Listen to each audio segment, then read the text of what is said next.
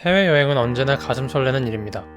여행을 준비하는 순간부터 짐을 싸고 티켓팅을 하고 이륙하는 순간까지 말이죠. 하지만 장거리 비행을 하면 불편한 의자, 아픈 허리, 건조한 공기, 대기압 차이까지 여행을 힘들게 하는 점이 많은데요. 비행을 좀 더 편안하게 하는 방법들을 소개합니다. 첫 번째, 콘택트 렌즈 말고 안경을 써라. 비행기 안은 매우 건조합니다.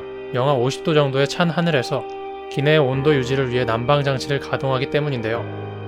콘택트 렌즈는 눈의 산소 공급을 차단하고 안구 표면에 있는 눈물을 흡수해 안구 건조증을 일으킬 수 있습니다. 안 그래도 건조한 실내인데 콘택트 렌즈까지 끼면 눈이 더 건조해지는 것입니다. 장거리 비행을 할 때는 안경이나 1일 렌즈를 착용하는 것이 좋습니다. 렌즈를 껴야만 한다면 수시로 인공 눈물을 넣어주는 것이 좋다고 합니다. 두 번째, 막힌 귀를 막지 말자. 기압차 때문에 이륙과 착륙 시 귀가 멍멍한 경우가 많습니다. 많은 사람들이 통증을 막고자 귀를 막지만 이 방법은 효과도 없을 뿐더러 부작용까지 초래할 수 있는 행동입니다. 귀를 막는 것 대신 침을 삼키고 물을 마시는 게 더 좋습니다. 코를 막고 귀로 공기를 밀어내는 것도 좋지만 알레르기성 비염이나 콧물이 있으면 신중하게 사용해야 합니다.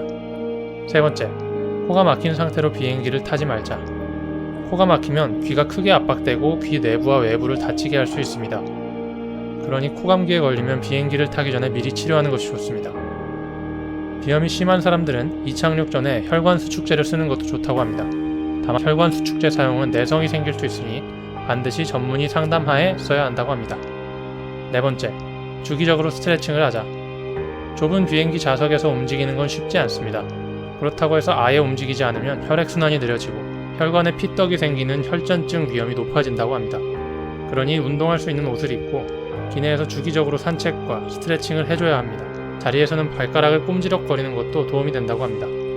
다섯 번째, 탄산음료 및 갈색빵, 사과를 피한다. 고도가 높아지면 기압이 낮아지기 때문에 탄산음료의 탄산이 훨씬 강해지게 됩니다. 탄산음료와 갈색빵, 사과, 콩은 소화 과정에서 가스를 만들기 때문에 피하는 것이 좋다고 합니다. 여섯 번째, 멀미가 있다면 뒷좌석으로. 자동차는 멀미가 있으면 앞좌석에 앉는 게 더 좋지만 비행기는 뒷좌석이 더 좋다고 합니다. 난기류를 만났을 때 더 크게 흔들리는 쪽이 앞쪽이라고 합니다. 그래서 멀미가 심하면 뒷좌석이나 날개 근처에 앉는 것이 좋다고 합니다. 그쪽이 진동이 제일 적기 때문입니다. 일곱 번째, 알코올 섭취를 피하자. 시차 적응을 위해 알코올을 섭취하는 분들이 계십니다. 비행 중에는 건조할 뿐만 아니라 기내 산소 농도도 떨어집니다. 그래서 같은 양의 술을 마셔도 짱보다 더 빨리 취한다고 합니다. 알코올은 안 그래도 산소가 없어서 낮아진 혈중 산소 포화도를 더 낮게 만들어서 어지러움, 피로 등을 유발할 수 있다고 합니다. 여덟 번째, 아무거나 만지지 말자. 비행기는 박테리아의 온상입니다.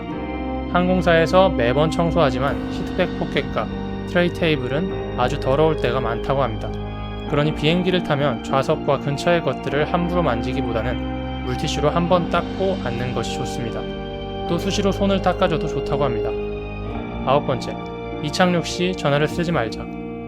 이륙과 착륙할 때 스마트폰을 켜서 사진을 담으려는 이들이 많습니다. 스마트폰이 관제탑과의 교신을 방해할 수 있기 때문에 비행기 모드로 바꾸는 것이 좋다고 합니다. 파일럿이 관제탑의 이야기를 듣지 못한다면 큰 사고로 이어질 수 있습니다. 조금만 있으면 쓸 수 있으니 잠시만 참아주세요. 재밌게 보셨다면 구독!